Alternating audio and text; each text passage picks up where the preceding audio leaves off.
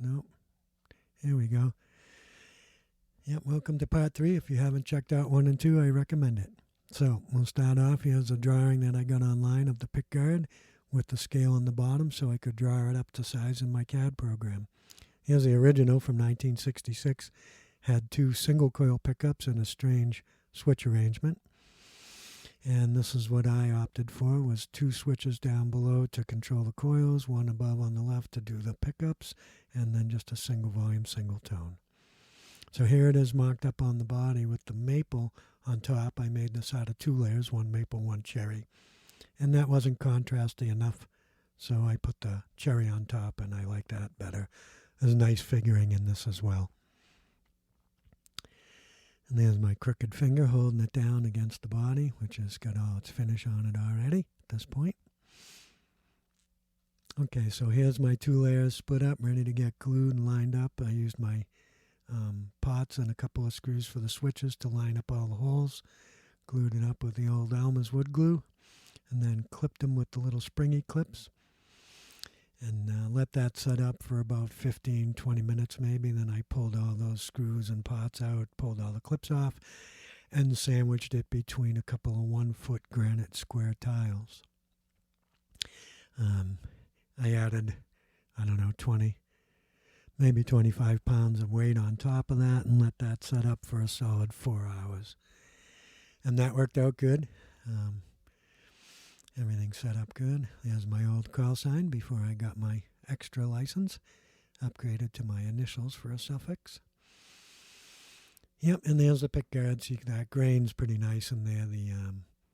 The maple looked really plain. I like the cherry. It's very good. Okay, so let's have a look at the wiring up of everything and what I did here. And the first thing I did was shield this pickguard I just made. And I just used aluminum tape that you would get, for doing heating duct work. I had no money really, so I had to work with what I could. If you can get copper, I recommend using copper, just because it will oxidize less. But this worked out good. There's the whole thing here all shielded up. You can take your own meter and test across and make sure you have continuity from each layer, each strip. I was all set. And so it will pick up its ground from the potentiometers and the toggles, slide switches, whatever you want to call them. And here I have my Steinbergers in there. Greg got those for me with the surrounds. Okay, and now I'm going to measure things up with my own meter. I'm sorry I didn't shoot video of the screen, but this was the first video documentation thing I ever did. So on the bridge pickup here, we have 9.15 ohms as a humbucker. The bridge-most coil measures 4.67 ohms, and the inner one, which would be the center, I guess, bridge side of the, neck side of the bridge coil is 4.51 ohms. Okay, so those numbers are all the bridge humbucker, and these are passive pickups. There's no battery or anything. Okay, so when we move on to the neck pickup, we're looking at 8.67 ohms as a humbucker and 4.33 ohms on the coil closest to the neck and 4.37 ohms on the coil towards the center. Okay, so those numbers are all on the neck pickup. So now I've got my wires cut down and wired to the selector switches. Okay, and those switches will choose which coils are active in the pickups. And you can use a regular selector switch to determine the outputs that you're going to use from bridge, neck, or both. Okay, so that would select the neckmost coil.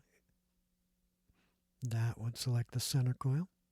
That one would select the center coil on the bridge pickup and the bridge-most coil.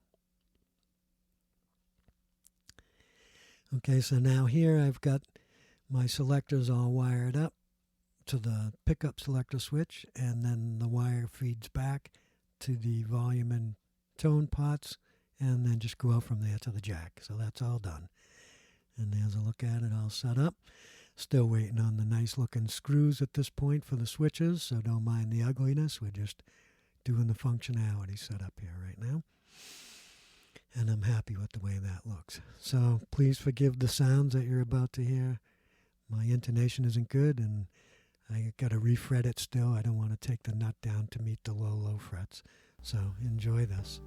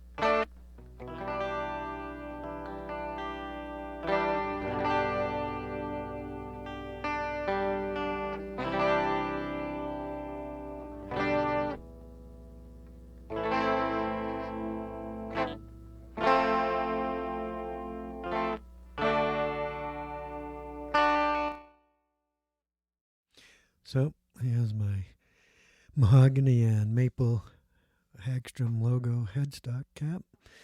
I installed those abalone markers, and you can see the 1966 Swedish ore coin and inlaid there. My oak, cherry, and birch inlay for the birds and the flowers, maple pistils in the middle of those hibiscus.